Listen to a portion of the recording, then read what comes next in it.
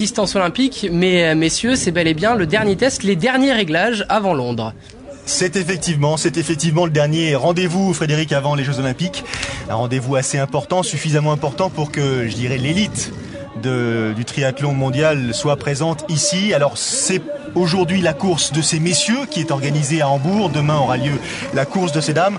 On va s'attarder bien sûr sur ce qui nous concerne directement, c'est-à-dire ces messieurs. Et parmi les 68 compétiteurs présents, 3 Français.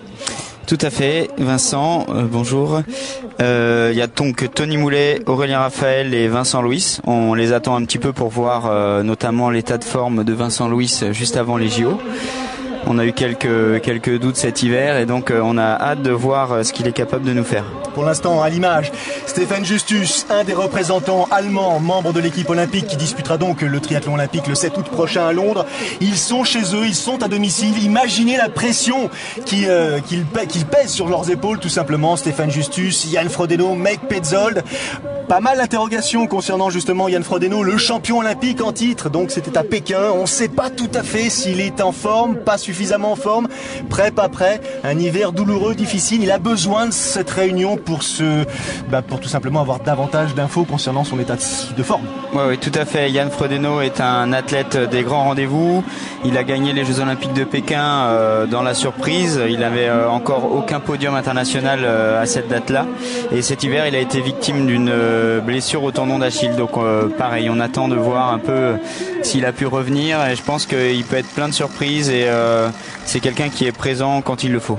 Regardez ce monde, cette animation, ce spectacle ici à Hambourg, c'est la 10e année consécutive que cette épreuve intègre ou est au programme plutôt d'une part des Coupes du Monde et ensuite des fameuses triathlon series puisque c'est une compétition relativement récente. Hambourg, une place forte du triathlon en Europe, il y en a d'autres à travers le monde mais en tout cas une chose est certaine, ici on apprécie le triathlon, c'est une évidence. Meg Petzold à l'antenne, un des 3 Allemands présents ici.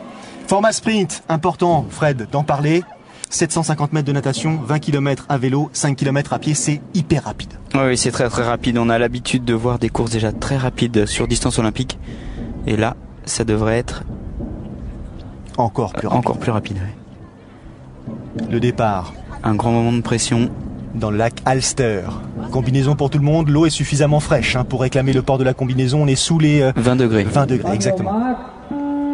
Allez, c'est parti avec à l'image et au premier plan, c'était le Russe Alexander Brokenkov qui est leader actuel de ces séries mondiales, leader au classement général provisoire. C'est le 5e rendez-vous de la saison, 5e étape, il y en a 8 au total et au terme de ces 8 étapes sera décerné le titre de champion du monde. Ça c'est pour plus tard. Pour l'instant, ce qui nous intéresse, c'est Alexander Brokenkov qui, malgré le courte distance, arrive à faire des écarts. Il a tout de suite créé une pointe. Sur les distances sprint, il y a quand même moins d'écart, c'est souvent un peu plus groupé, il n'y a que 750 mètres à nager, donc les moins bons nageurs arrivent à s'accrocher par rapport aux distances olympiques. Et là, on voit malgré tout qu'il y a quelques pointes qui se dessinent. Et je pense que les Russes présents en masse aujourd'hui vont essayer de sûrement durcir la course dès le début et créer peut-être une petite échappée. Alors ils nous ont donné l'habitude jusqu'à présent de justement sortir parmi les premiers. Ils ont des facilités en natation qui sont assez impressionnantes, si bien qu'ils ont poussé les autres à je dirais rehausser un petit peu leur niveau en natation. Mais jusqu'à présent, les Polianski, les Brokenkov, qu'est-ce qu'il y a d'autre comme Russes? Il y a chez les Russes, il y a ils sont Ivan Vassiliev qui est aussi un très bon nageur. Un cran au-dessus de tout le monde. 750 mètres, c'est grosso modo 45, 9 minutes de natation. Ouais, suivant le courant, ça peut aller très vite là. Je pense qu'on pourra même descendre bien sous les 8,30. Les voici, les athlètes allemands. Ça c'est les Allemands. Frodeno. On a vu Justus, ça Sud-Africain. c'est Richard Murray, le Sud-Africain. Et Alexander voilà, Brokenkov. Ça fait partie des athlètes que l'on présente comme étant les favoris, même si le Sud-Africain Richard Murray a un tout petit peu, je dirais, créé la surprise en début de saison. On l'attendait pas tellement.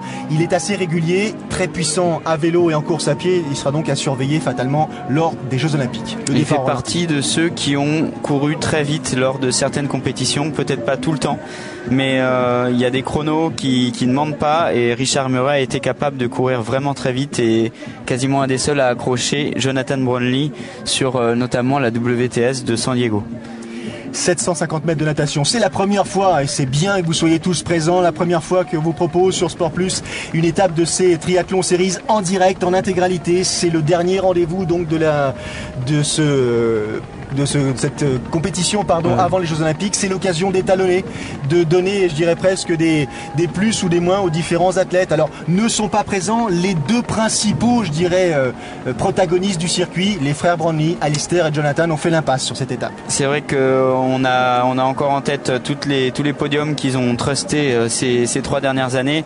C'est évidemment les deux favoris sur l'épreuve olympique de triathlon masculine, mais bon, il y a quand même tous ceux qui seront potentiellement derrière au JO qui sont présents, et d'ailleurs on aura peut-être quelques surprises. C'est aujourd'hui aussi qu'on va pouvoir juger de l'état de forme de chacun et savoir s'il y en a qui sont capables de venir chatouiller un peu les deux Anglais. Ça brasse un petit peu, ça frotte un petit peu au bouée, c'est classique.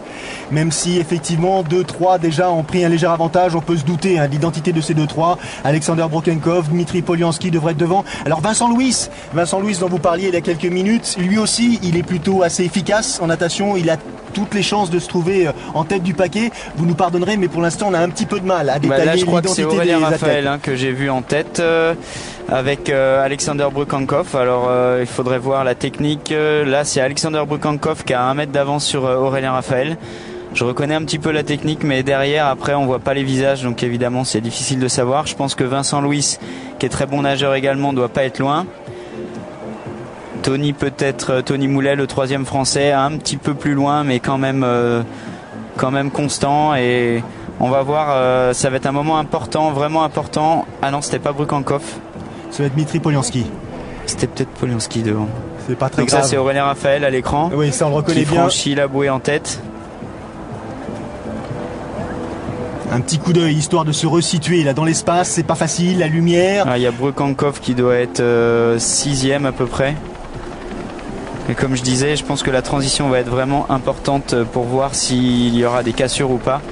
Les 20 km de vélo dans Hambourg avec beaucoup de virages, un parcours très technique, plat mais vraiment très technique avec énormément de relances. 4 tours à effectuer pour couvrir les 20 km. Vous le disiez, totalement plat, avec, c'est vrai, ces principales difficultés qui sont ces virages parfois en épingle à cheveux et souvent à angle droit, ce qui nécessite effectivement d'être déjà très vigilant parce que on va rouler en peloton et il va y avoir des contacts, et puis surtout ne pas se laisser enfermer parce qu'il va y avoir des relances, et donc il est préférable d'être devant là. Il faut vraiment bien se placer et on peut vraiment laisser beaucoup de jus. Je crois que c'est Stéphane Justus, on dirait, devant. Peut-être Gomez. C'est Javier Gomez, bien joué Fred. Javier Gomez, espagnol, lui aussi qui a commencé sa saison de manière un petit peu tardive. On ne l'avait pas vu à Madrid, il était parti aux États-Unis se préparer, puis il est revenu pour ouvrir entre guillemets le bal à Kitzbühel. Il a pris une belle 3e place. Il nous a fait un beau show à Paris également sur le Grand Prix français. Entre temps il avait piqué le titre de champion d'Europe, donc il avait pour l'instant pas mal, je dirais, drivé sa carrière 2012. Tout à fait, je pense qu'il sait très bien gérer ses pics de forme. Donc à 2 semaines des JO, il devrait pas être trop mal. Javier Gomez, bien sûr, qui était présenté déjà lors des Jeux Olympiques de Pékin comme un des favoris, un des potentiels champions olympiques. Il a raté le podium de peu, l'Espagnol, lui qui avait déjà glané auparavant des titres de champion du monde. La sortie de l'eau, allez, ça s'approche. Là il faut passer sous le pont et après il y a encore 100 mètres pour arriver jusqu'aux marches et encore 150 mètres à courir pour atteindre le parc à vélo. L'année dernière c'était Brad Kalfel qui s'était imposé ici à Hambourg et David Haus avait pris une jolie 3e place. Les Allemands, Mike Petzold en gros plan. Ce qui est intéressant sur cette distance sprint, c'est qu'il n'y a aucun moment de ralentissement, c'est vraiment intense du début à la fin. Le départ est souvent très rapide en triathlon et là on s'aperçoit qu'ils sont encore à bloc.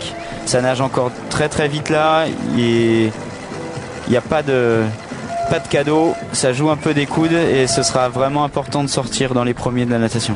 Alors on sait d'une part que c'est la dernière épreuve avant les Jeux. On sait que c'est un format sprint. Ça ajoute tout ça, ça s'additionne. Ça veut dire qu'avant de prendre le départ, vous avez presque envie de vomir, quoi. Je veux dire, ça vous tord les tripes.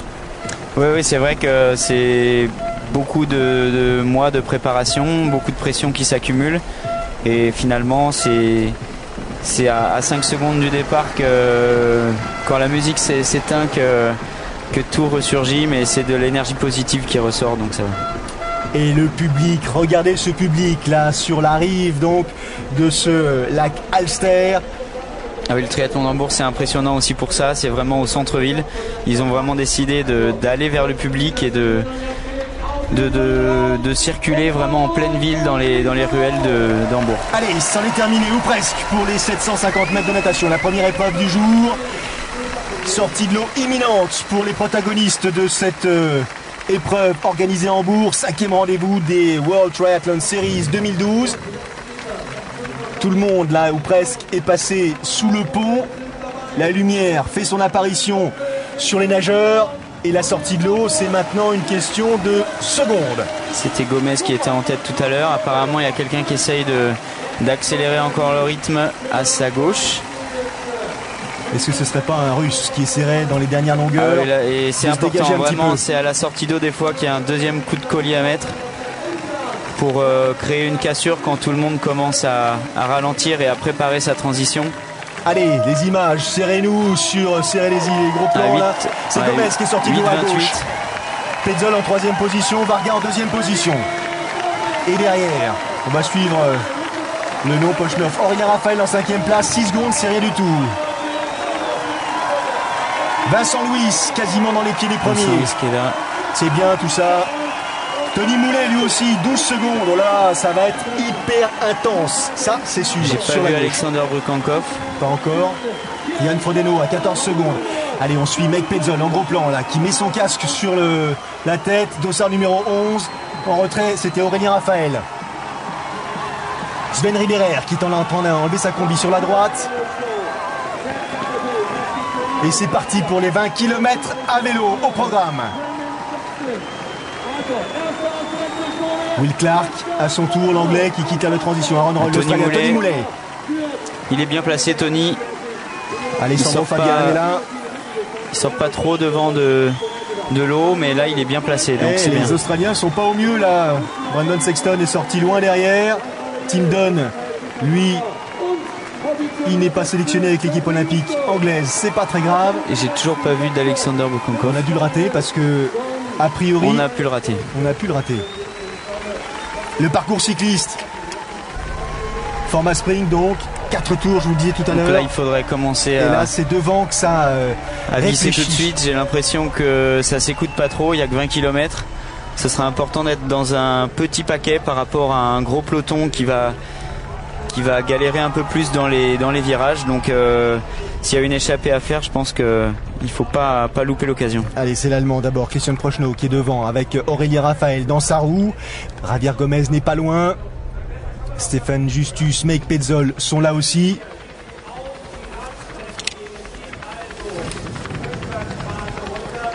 On regarde les écarts. Frodeno moulé dans un mouchoir de poche. Aaron Royle, Ryan Seasons. De Shorty est là aussi. Il y a vraiment du beau monde. La start-list est impressionnante jusqu'à la 50e place. On ne peut pas vraiment éliminer personne. Ils sont tous là, hein, à l'exception des deux frères Brandley, on l'a dit tout à l'heure, mais les principaux athlètes et ceux qui rythment les podiums internationaux sont tous présents. On revoit la sortie de l'eau. Donc le premier à poser la main sur la sortie, c'est Javier Gomez, espagnol. Ensuite, c'était Prochnow, visiblement l'allemand. 3e position, Petzol. Et puis ensuite, rapidement est apparu Aurélien Raphaël. Courte transition. Javier Gomez, l'espagnol. En gros plan. Il avait pris une 4e place à Pékin. Cette année, il essaie de se donner les moyens pour essayer de contrer les Brandley. Ça va être difficile tellement les deux frérots Brandley, Alistair et Jonathan paraissent intouchables. Hein. Ils avaient fait le show chez eux lors de l'étape des séries mondiales l'année dernière à Londres. Ils ont fait le show là cette année depuis le début de saison puisque Jonathan avait trusté les premières places en l'absence de son frère et lorsque Alistair est rentré, il a repris la première place. Il y a quelquefois des rumeurs comme quoi des blessures ou des choses comme ça peuvent leur... On peut imaginer une petite faiblesse parfois et quand ils reviennent avec un dossard sur le corps, ils font taire toutes les rumeurs et en général ils écrasent la course. Donc ça va être un beau spectacle aussi, je pense. Alors pour l'instant il y a un peloton, hein. Ça c'est le groupe s'est scindé en 2 parties. Un premier peloton où il y a 25 compétiteurs apparemment avec le relais de Mike Petzol, avec son compatriote Prochnow derrière, les Allemands qui font effectivement fonctionner l'esprit d'équipe. Les Allemands, ils sont chez eux. C'est vrai qu'ils veulent aussi pas louper l'occasion de s'échapper. Là, on voit qu'ils bossent. C'est ceux qui font le plus d'efforts apparemment. Ils organisent tout de suite le petit groupe. C'est important qu'il y ait quelqu'un qui reste un moment devant, même si ça tarde un peu à s'organiser, pour lancer la machine. Et derrière, les relais commencent à prendre leur tour. C'est une évidence. Il y a vraiment une stratégie d'équipe, parce qu'avoir l'attitude de Christian Prochnow, qui regardait un petit peu en retrait où en étaient ses compatriotes, c'est qu'effectivement là ils ont l'intention de prendre la course à leur compte. Encore une fois, ils sont chez eux, ils sont devant leur public, ils n'ont pas tellement le droit à l'erreur, ou presque. Les écarts là entre le groupe et les poursuivants, vous avez vu, une 15, 16, 17 secondes à peine. En tout cas, Sven Riederer, lui, il n'avait pas eu le temps tout à fait de chausser ses chaussures de cyclisme, et là il en profite pour les régler. Ça, c'est le deuxième groupe. Ah oui, il y a quand même des bons nageurs dans ce deuxième groupe. On voit que la transition a été importante. Il y en a qui sont sortis bien de l'eau et qui n'ont pas réussi à prendre les roues de cette échappée. Il y a un Français là-bas. Je pense que ça doit être Tony. Pas d'attitude très agressive là dans ce groupe. Pour l'instant, ce sont les Australiens. Mais j'ai l'impression que le groupe de devant est beaucoup plus agressif, beaucoup plus organisé et déterminé. Ils relancent en permanence, ça c'est une évidence. C'est un parcours très usant en Hambourg. Il y a des virages tous les 500 mètres. Ça n'arrête pas de tourner, des virages à 90 degrés. Il faut relancer, ça tape un peu dans les muscles. Et en général, quand on pose le vélo, malgré l'absence de relief, on est quand même bien marqué et usé nerveusement. En tout cas, il y a une constante, c'est qu'Aurélien Raphaël, sur la droite de votre écran, est au sein de ce groupe, qu'il prend ses relais, qu'il reste aux avant-postes. Là, il est calé dans la roue de Javier Gomez, qui est plutôt un bon choix. Aurélien Raphaël, récemment deuxième à Tijo-Livaros. Il avait pris une belle 8e place lors de l'étape madrilène des séries mondiales aussi. 10e des championnats d'Europe. Donc il est, comme on dit, remplaçant au sein de l'équipe de France. Voilà, il sera présent à Londres en cas de défaillance d'un des 3 sélectionnés olympiques. Qui sont, on va les répéter, Laurent Vidal, qui sont pas les deux meilleurs, les deux premiers sélectionnés, Laurent Vidal et Davidos, qui ne sont pas là aujourd'hui, mais qui, je suis sûr, analysent la course ou alors font des séances de piste ou s'entraînent. Et Vincent Louis qui est là par contre, qui a eu un hiver un petit peu plus difficile, mais qui a su revenir à son meilleur niveau rapidement pour honorer sa qualification. Pour l'instant, l'écart est stable entre le groupe en tête de cette épreuve. Ça roule quand même derrière. Ça revient derrière, oui, mais 17 secondes pour l'instant, c'était l'écart qui était donné il y a les grosso modo un demi-tour. Ils sont pas très loin, mais devant ils relancent en permanence. Ils connaissent effectivement le temps qui les sépare des poursuivants, et les Allemands, qui sont nombreux dans le groupe de tête, s'accordent avec Javier Gomez, avec Aurélien Raphaël. J'ai cru reconnaître aussi Richard Varga. Donc des athlètes qui ont intérêt eux aussi à essayer de conserver cet avantage dans la perspective d'une course à pied qui s'annonce. Oui, je pense que intense. La course à pied va être très très intense, très animée. Et on va voir des grimaces de l'espace, je pense, pendant la course à pied. Ça va aller très vite, ça va être dur. Écoutez le public, les acclamations, le soutien. Ah oui, il y a vraiment une ambiance de folie sur tout l'ensemble du parcours. C'est vraiment une course qu'on a bien envie de concourir, et ça fait chaud au cœur quand on passe devant les gradins. Jonathan Deep devant Aurélien Raphaël, devant Mike Petzol. On a vu Stéphane Justus pas très loin, Richard Varga, Gomez, Polianski. Donc il y a 3 Allemands qui étaient dans le groupe d'échappés, qui ont sûrement bien bossé avec les 2 Français. Mais c'est quand même en train de rentrer. Tony dans le deuxième groupe, donc qui rentre sur le groupe de tête. Et toujours pas d'Alexander Bokenkopf. Exact. On l'a toujours pas aperçu. Je suis en train de regarder si effectivement il apparaît au sein du classement. Polianski derrière. Il a peut-être perdu sa puce, mais je l'ai pas vu à l'écran non plus. Allez, on est reparti pour encore. Alors connaissant Ivan Vassiliev et l'ensemble des Russes, c'est vrai que le groupe de derrière était un petit peu plus armé, le deuxième groupe, pour revenir sur cette échappée, même aussi motivés les Allemands soient-ils. Quand les Russes se mettent à rouler en général, surtout Ivan Vassiliev, ça va vite. Comment peut-on analyser cette course-là? Est-ce que c'est vraiment une étape décisive pour ceux qui vont participer au jeu et qui ont besoin d'un repère supplémentaire ou de se dire peut-être que j'ai encore ceci ou cela à corriger? Est-ce que c'était indispensable, sachant qu'ils ont un niveau de préparation qui a priori est abouti, ou est-ce que c'était purement, je dirais pas psychologique, mais ça vous maintient dans un esprit de compétition? Mais je pense que ça fait tout simplement partie de l'entraînement pour ceux qui vont participer au jeu. C'est un entraînement pour le stress d'avant-course, pour prendre un bon départ. Les deux Français à l'écran actuellement qui continuent de rouler. Aurélien Raphaël, Vincent Louis. Derrière, c'est Dmitri Polianski, dossard numéro 2. Dossard numéro 5, Stéphane Justus. Les deux premiers groupes se sont rejoints, mais ça continue de rouler pour pas quand même trop ralentir la course et que le troisième groupe rentre également. Alors le 16, c'est Gomez, il n'y a pas de doute. Le 43, c'est Richard Varga, effectivement. Je l'avais aperçu tout à l'heure. Donc c'est une course importante pour ceux qui vont être qualifiés au jeu. Ça permet de faire les derniers réglages et puis de se donner à fond sur un dernier entraînement en situation de course. Pour ceux qui vont pas courir au jeu, c'est peut-être une opportunité aussi de tenter, de prendre des risques et de profiter de la fatigue peut-être de ceux qui vont courir les jeux dans 2 semaines. Un Australien esselé, ou du moins qui essaye de faire en sorte de ramener le groupe sur les premiers.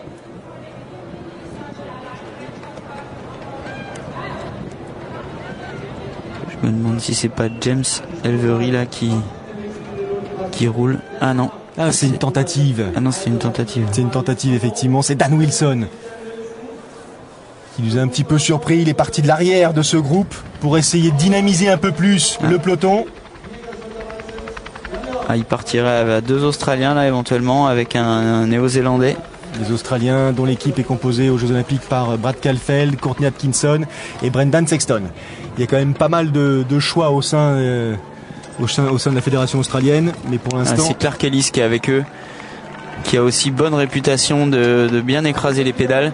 Je pense que quand il a décidé de se mettre à rouler, il regarde plus trop derrière. Allez, tentative d'échapper, donc Clark Ellis, Dan Wilson, et a priori c'est Prochnow, c'est l'Allemand qui devrait être en tête.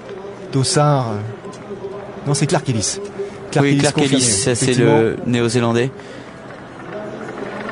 Donc pour l'instant, quoi, une centaine de mètres, allez, 150 mètres sur... Courtney Atkinson derrière lui.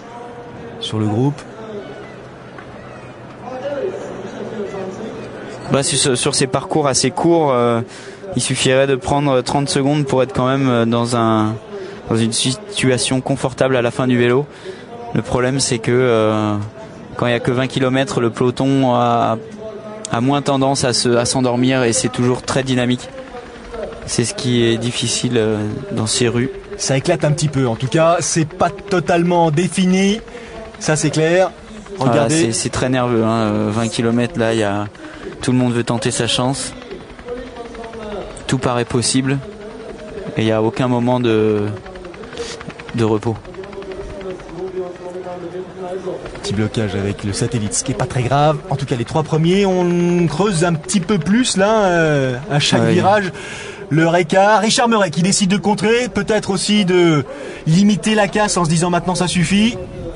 Ce sera pas un gros rouleur, Richard Murray, je pense, sur cette épreuve.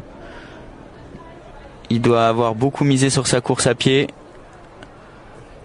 C'est Yann Frodeno là qu'on vient de voir passer. Ça se regarde un petit peu, il y a un petit moment de flottement, ça continue de rouler, mais c'est beaucoup moins agressif que les 3 premiers avec Clark Ellis qui lui par contre donne tout sur cette partie vélo, hypothèque un petit peu sa course à pied car c'est pas vraiment un des favoris sur le papier. Vous avez vu ces virages, hein, vous parlez d'angle droit, vous parlez d'épingle à cheveux, c'est exactement ça d'un bout à l'autre.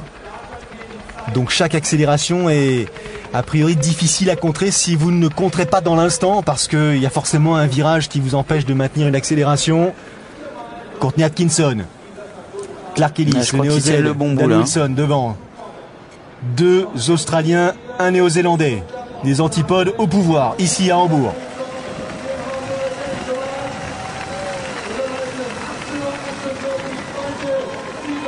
Courtney qui est souvent quand même aussi assez puissant en vélo, même si on le voit quand même rarement tenter des choses.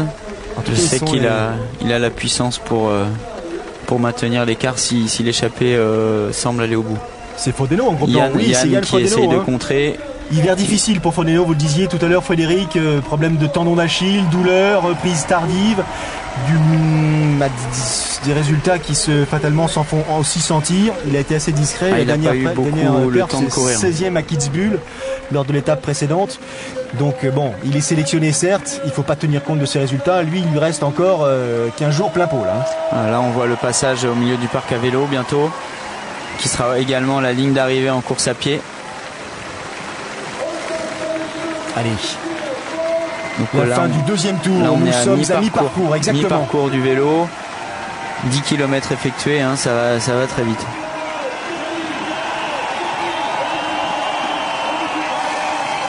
Faut quand même faire attention au passage sur la moquette de pas au milieu de glisser. Là. Avec tout ce monde venu soutenir ces triathlètes, ils seront là demain Moulet aussi. Qui vient de passer devant. Les écarts sont faibles, très faibles. Rien n'est fait, 10 secondes. Et les Français sont devant, c'est ça qui est bien. Il y a Aurélien qui est un petit peu décroché. Aurélien Raphaël, c'est peut-être un choix stratégique. Et Tony Moulet à 12 secondes, hein, c'est pas fait.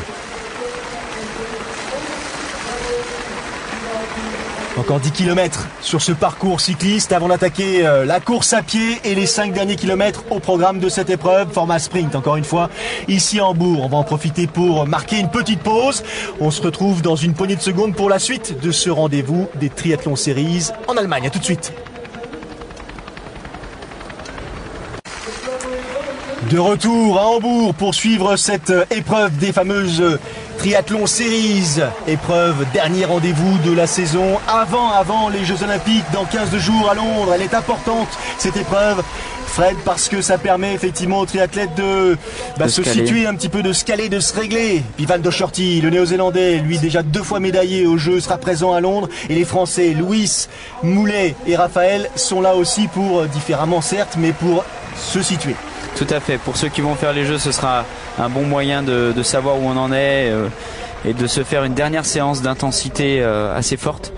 Et pour les autres, c'est peut-être l'opportunité justement de tenter, ceux qui n'ont rien à perdre, de tenter d'aller chercher une échappée, voire un podium sur une distance atypique, puisque c'est la moitié de ce qu'on a l'habitude de voir habituellement. La moitié d'un format sprint. Match Rabot, l'Américain, Yann Frodeno en retrait. On a toujours donc l'échappée avec 2 Australiens et un Néo-Zélandais, Clark Ellis, qu'on voit à l'écran. Bien joué, ils vous ont entendu. Courtney Atkinson, Dan Wilson, Clark Ellis, un Néo-Zélandais, 2 Australiens, facile à reconnaître avec leur combinaison jaune et verte. Sur les 2, il n'y en a qu'un en l'occurrence qui participera au jeu, c'est Courtney Atkinson qui est pour l'instant en tête de ce trio. Voilà, tout à fait. Clark Ellis qui est dans sa position favorite, c'est-à-dire l'échappée vélo. On sait qu'il a toujours à cœur de créer des échappées, de tenter de partir. Là, il se retourne beaucoup. Il serait peut-être en train de renoncer. J'ai l'impression qu'il se relève un petit peu là, effectivement. Ils ont les écarts. Peut-être que les 15 secondes ont un peu trop stagné et ils se sont aperçus qu'ils allaient poser avec peut-être 10 secondes d'avance, mais les jambes un petit peu trop chargées. Parfois, il vaut mieux se relever. Justement, où se situe le trio par rapport au peloton? Ah, quand même, hein, 14 secondes. 14 secondes, donc ça ils maintient. ont un petit coup à jouer, là, mine de rien. Clark Ellis qui est plutôt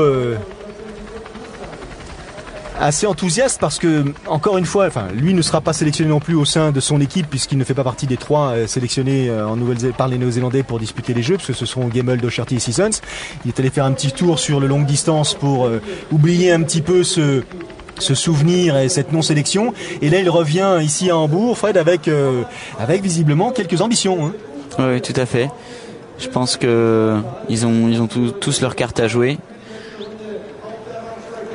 Atkinson, il suit derrière, relance de Wilson. Et ils s'entendent bien les 3 pour l'instant. Hein. C'est un parcours un petit peu similaire, on va dire, au parcours de Londres peut-être, si ce n'est qu'il y a beaucoup de relances et ce qui traumatise le plus sur ces parcours-là, c'est les relances et qui rend le parcours dangereux, qui épuise un petit peu nerveusement. Et oui, vous faites bien d'insister là-dessus parce que le parcours dessiné dans Hyde Park pour donc le rendez-vous londonien est un parcours très plat, mais lui aussi avec des virages dans tous les sens, avec des relances permanentes. Mais il y a effectivement peut-être un peu moins de virages je dirais il y a quelques relances, mais c'est vrai que le parcours est tellement particulier à Hambourg que heureusement ce sera quand même beaucoup moins sinueux et beaucoup moins dangereux. Là on est obligé de passer les virages quasiment à l'arrêt, et finalement à Londres il y a peut-être un ou deux virages à repérer, mais dans l'ensemble c'est assez roulant. Londres, la difficulté ce sera de savoir si il pleuvra ou non. Tout à fait, c'est vrai que l'expérience des années précédentes a montré qu'il pleut quand même à Londres. Régulièrement, mais ça a l'air de je dirais ne pas retenir, en tout cas, ne pas empêcher les spectateurs de venir en masse à Londres, comme ici à Hambourg. Hambourg, place forte, et l'Allemagne en général, place forte du triathlon, que ce soit de courte distance ou de longue distance. Et là, on parle des séries mondiales, on parle du triathlon series, mais sachez qu'il y a 15-20 épreuves qui sont organisées pendant ce week-end pour que tout le monde puisse en profiter, tous les amateurs aussi. Donc c'est 10, 12, 13 000 participants au total qui viennent pendant ce week-end profiter tout à fait, sur plusieurs vagues, un peu comme sur le triathlon de Paris avec les 3 vagues de 1500 participants. Là ce sera aussi plusieurs vagues c'est un des plus grands triathlons du monde. Allez, la relance devant, toujours le même groupe d'athlètes devant. Clark Ellis, le néo-zélandais, Dan Wilson, Courtney Atkinson, les Australiens. Ils comptaient 14 secondes après leur passage au milieu du public à l'issue du deuxième tour. Il y a 4 tours vélo à effectuer, et après avoir donné le sentiment qu'ils allaient se relever et peut-être limiter leur effort, tout, là. Ils appuient encore un peu plus sur les pédales. Mais derrière, j'ai l'impression que ça s'est un tout petit peu réveillé, même si vraiment c'était pas non plus complètement endormi. On voit Clark Ellis qui donne beaucoup plus, qui fait beaucoup plus d'efforts que les deux Australiens. Alors, les écarts. Je pense que Clark Ellis a beaucoup plus à gagner à une échappée que Courtney Atkinson et Dan Wilson. Ils ont gagné 5 secondes là, et c'est Reinaldo Colucci, le Brésilien, qui est devant en tête de ce groupe de chasse, avec les meilleurs représentants, ou quasi la totalité d'entre eux. Ça lâche rien derrière. C'est même rentré là bientôt. Là maintenant il y a vraiment un écart entre le deuxième, enfin le groupe de poursuivants, et le deuxième paquet. Regardez les visages là, Wilson devant, Clark Ellis, bouche ouverte, ça ventile, Atkinson. Il se demande combien de temps ça va encore durer. Mike Petzol en gros plan, Chris Gemmel derrière lui. Ça demande des relais quand même dans le groupe de derrière, donc c'est pas fait. Mais bon, quand il reste 9 secondes comme ça et qu'on n'est plus que 3 et que le paquet est en train de rentrer, ça commence à devenir compliqué. J'ai le sentiment que Courtney Atkinson a l'air d'être à peu près, non pas à son aise, mais il donne le sentiment de... il a dû sentir que ça risquait de rentrer. Il commence déjà peut-être à économiser ses forces, parce que quand on s'échappe et que le groupe rentre à 1 km ou 500 mètres du parc à vélo, on a quand même les jambes un peu coupées d'avoir roulé tout seul, et ça devient compliqué de lutter contre le paquet qui vient de rentrer en masse. Et bah oui, comme ils sont très nombreux derrière, du moins ils sont d'autant plus nombreux, eux peuvent vraiment s'organiser, prendre des relais, s'économiser un petit peu. Donc on connaît effectivement le principe. Il y avait 9 secondes d'écart entre le trio de tête et les poursuivants. Ce serait bien d'avoir une petite information, ne serait-ce que pour évaluer la progression des uns et des autres. Le Belge Simon de Kuiper, le Belge. Derrière, c'est Stéphane Justus. Dossard 35, c'est Franz Loschke derrière. Les Allemands sont Justus qui sont fait très une belle forts, saison. C'est une très belle. Stéphane Justus depuis le début de l'année, vainqueur à Sydney, 6e à Kitzbühel. Petite surprise, mais en tout cas. Et puis Stéphane qui est très bon coureur à pied, qui est connu pour courir vite et pour ses finishes quasiment imbattables. Ce sera un gros client aussi pour les JO. Stojanovic qui est passé. Dossard numéro 2, c'est Dmitri Polianski. 2 parce qu'effectivement, il est 2e au classement général de la saison pour l'instant. 2e derrière Alexander Brokenkopf, dont on n'a pas de nouvelles du tout. Donc il a dû être englouti. Vincent Louis en 2e position. Ça a l'air de rouler fort quand même.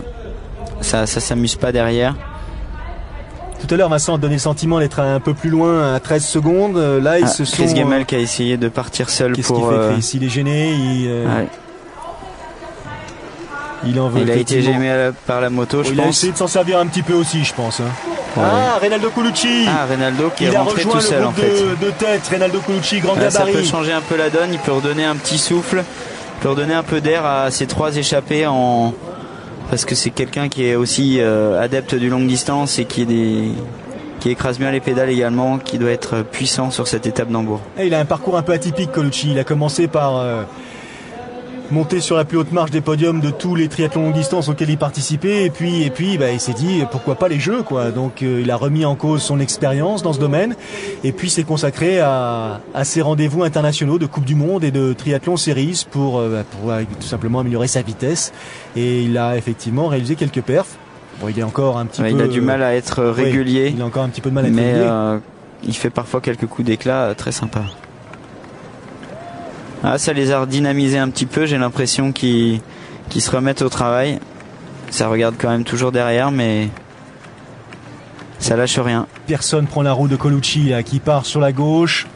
Personne n'essaye de profiter un tant soit peu de l'abri. Colucci qui donne pas le sentiment de forcer plus que ça. Wilson, Ellis et Atkinson, eux, donnent une toute autre image. Colucci a une particularité, c'est qu'il ne mouline pas du tout en vélo. Il met beaucoup de braquets et parfois on a l'impression que ça va pas trop vite, et finalement je peux vous dire que quand on est dans la roue, il faut s'accrocher derrière. Allez, on est à un peu plus d'1,5 km de cette aire de transition, la deuxième. Et pour l'instant, l'échappée semble aller au bout. L'échappée qui comptait tout à l'heure encore 9 secondes d'avance sur ses poursuivants. Peut-être un petit peu moins maintenant, parce qu'à l'image de Colucci qui a fait son retour au sein du trio pour constituer ce quatuor, est-ce que derrière les autres ont réussi à grappiller les quelques secondes qui les séparaient des premiers? On n'a pas trop les écarts là, mais... La relance de Wilson. Atkinson derrière qui s'accroche.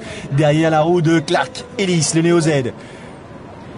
Là, 15 secondes, s'il y a un bon coureur, ça peut être quand même intéressant sur 5 km, et c'est quand même intéressant d'avoir ça 5 km au moment du début de la course à pied. On part sur 15 minutes, 14-30. Ah oui, ce sera certainement pas au-dessus des 15 minutes, mais à combien des 14, je sais pas exactement, mais ça va aller vite, je peux vous le dire. Alors on va évaluer l'écart, puisqu'on nous donne pas l'écart. On va en regardant cette image. Imaginez le temps qu'il sépare le groupe. C'est pas mal, ouais. Je crois que c'est Colucci qui devait rouler derrière et qui devait empêcher les 3 de s'échapper, et finalement il les a rejoints. Donc l'écart peut se creuser très vite. Surtout à l'entrée du parc à vélo, la masse a tendance à préparer la course à pied et à plus vouloir passer devant. Il semble avoir un peu plus de 15 secondes là. Et là, effectivement, leur arrivée va être un peu plus confortable que celle des poursuivants. À 4, ils vont se partager le tapis en quelque sorte. Ça va être d'autant plus simple. Et regardez, on commence déjà à préparer ils vont commencer à descratcher les chaussures. Colucci qui relance encore une fois. Là, il est pourtant allé à 200 mètres, 300 mètres de l'aire de transition. Jusqu'au bout, on va essayer de chercher les 2-3 secondes encore supplémentaires qui pourraient permettre d'être un peu plus confortable à l'entame des 5 km. Le dernier virage effectué. Allez, Colucci. Avec la vue de face, on pourrait peut-être voir le paquet arrive, donc ils ont encore un deuxième virage à effectuer. Ils sont à combien? Je pense qu'ils doivent être à 20 secondes. Wilson, Colucci. Allez, on va détailler ça. Sur la gauche, Wilson. Sur la droite, Atkinson. À gauche encore, Colucci. Au milieu, Ellis, le Néo-Zélandais.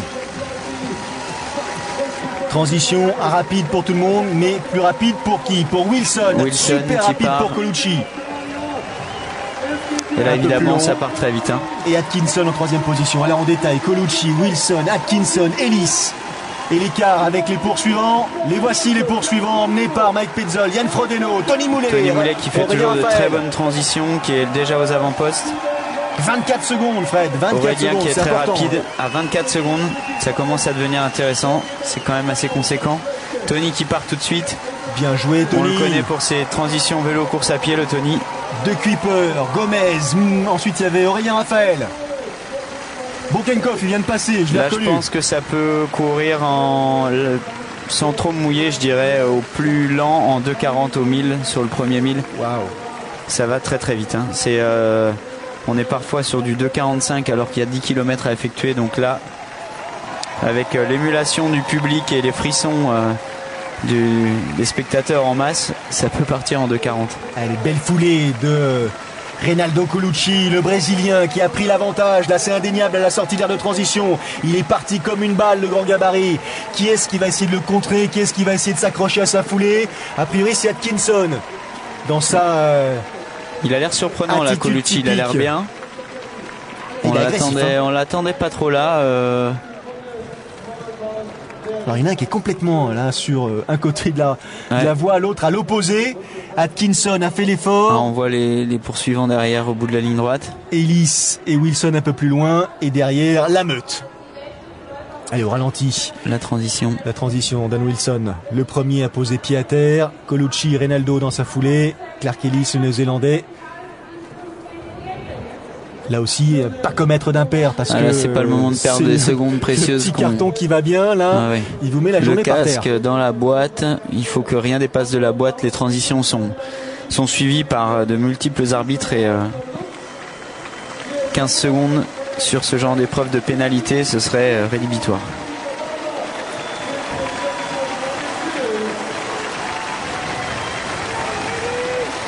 Allez, on nous montre Courtney Atkinson, encore une fois, au ralenti, en train de chausser. Reinaldo Colucci avec Dan Wilson dans sa foulée, qui partent les premiers. Voilà, il met son casque, on le voit avant de partir.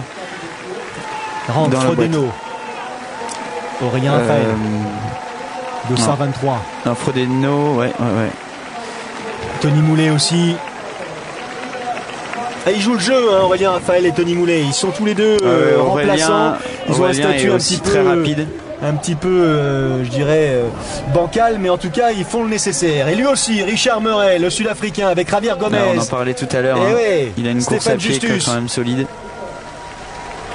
Ça a explosé devant. Ça a explosé le train, la vitesse de Richard Murray qui a été champion du monde de duathlon lorsqu'il était amateur, qui s'est mis au triathlon sur le tard et qui a quand même quelques perfs à son actif. Gabarit assez puissant, pour en témoigner. Javier Gomez dans sa foulée. Alors, derrière, donc on a vu Stéphane Justus après, c'est Yann Frodeno. Ça y est, les écarts se creusent un petit peu. J'ai l'impression que c'est la grande silhouette de Frodeno. Ou est-ce que ce serait Sven Riederer? Oui, c'est possible que ce soit Sven avec la tête un petit peu penchée sur le côté. Pour l'instant, on revient sur la tête de course. C'est Reinaldo Colucci. Alors, on voit Vincent Louis qui vient de passer à droite. Ça revient vite là derrière, en la personne de Murray, Gomez et Justus. Ils sont en train de reprendre Ellis et Wilson. Ne reste plus aux avant-postes a priori que Atkinson et Colucci. Encore, on voit bien les relances là. Ça aussi, les relances en course à pied, c'est fatal si on n'est pas encore frais ou dans un bon jour. Il faut relancer à chaque fois comme en vélo. Bon, regardez. Ça y est, là en arrière-plan, Richard Murray, le Sud-Africain, qui revient là, de manière hyper efficace sur Reinaldo Colucci. Javier Gomez en bleu, Stéphane Justus en noir.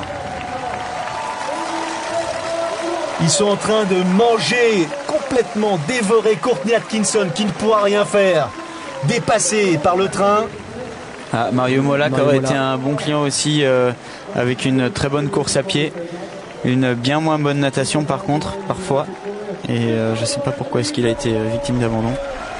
Ça y est, Atkinson a été repris et Murray, Gomez continue leur effort. Stéphane Justus légèrement décroché. Vraiment impressionnant là, hein. C'est lui qui mène et il a l'air de mener un train d'enfer. Justus n'arrive pas à suivre, il n'y a que Gomez qui suit. Et vous avez vu avec quelle facilité ils sont revenus sur Colucci.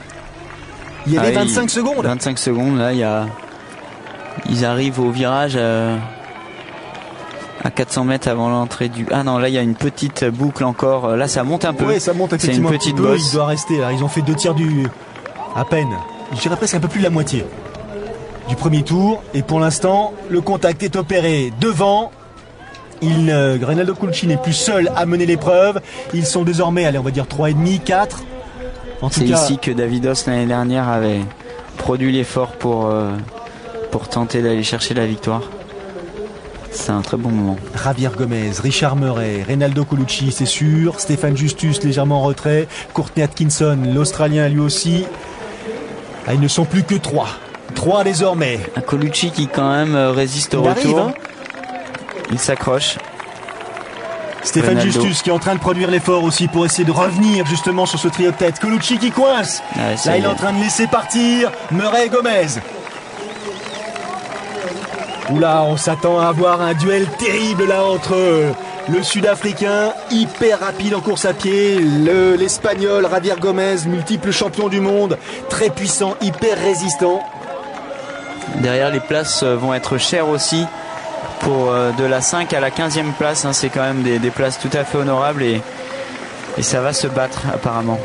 Est-ce que Richard Murray se dirigerait vers une première victoire sur ces fameuses triathlon series? Après encore une fois une deuxième place à Sydney, une troisième à San Diego. Il avait abandonné à Kitzbühel lors de l'étape précédente. Sven Riederer et son bandeau.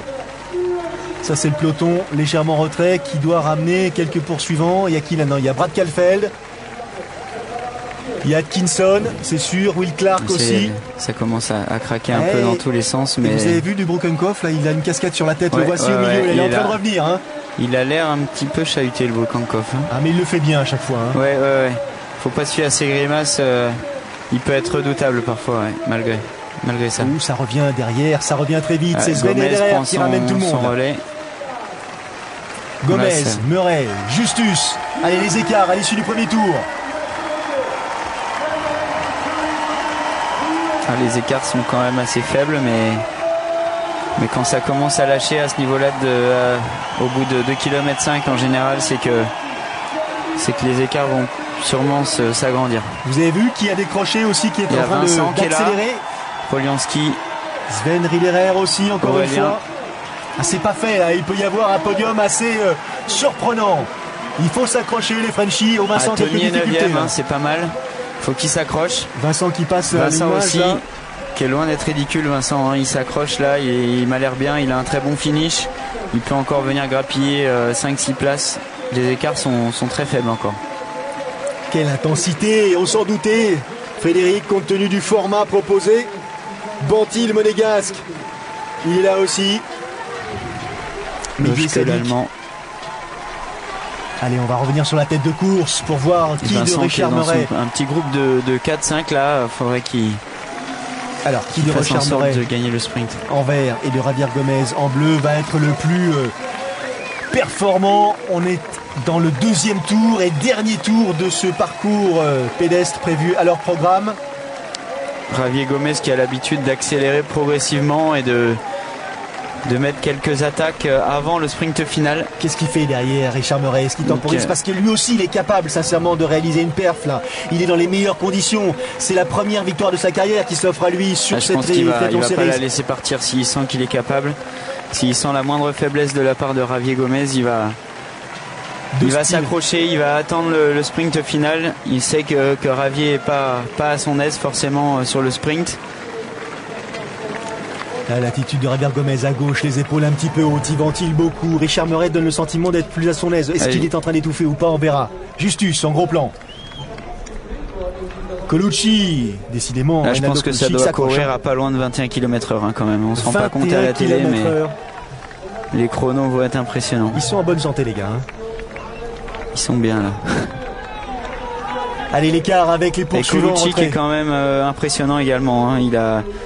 Il a fait un très très beau parcours vélo. Il a bouché le trou sur la fin et il résiste au retour des coureurs à pied.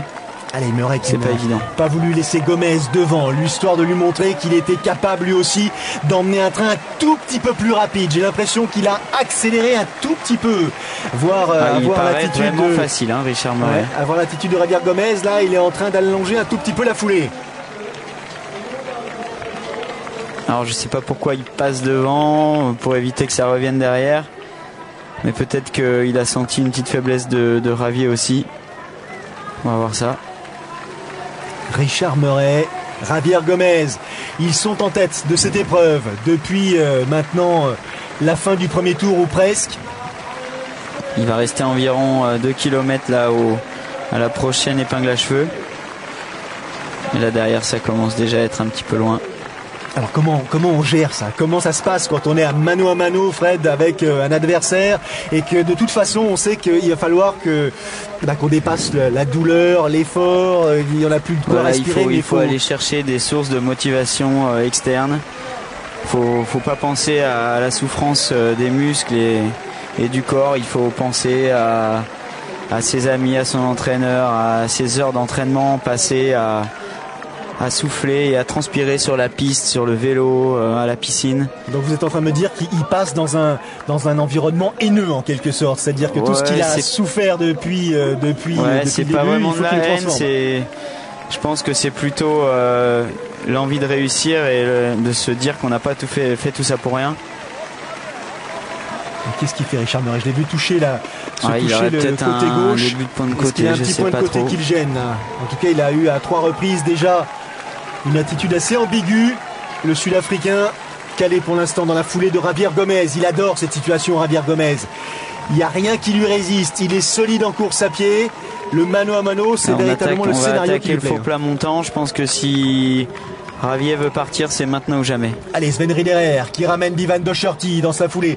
Ils sont pas tout neufs tous les deux, eux non plus, mais quelle expérience pour le Suisse et le Néo-Zélandais. Très bon sprinter également.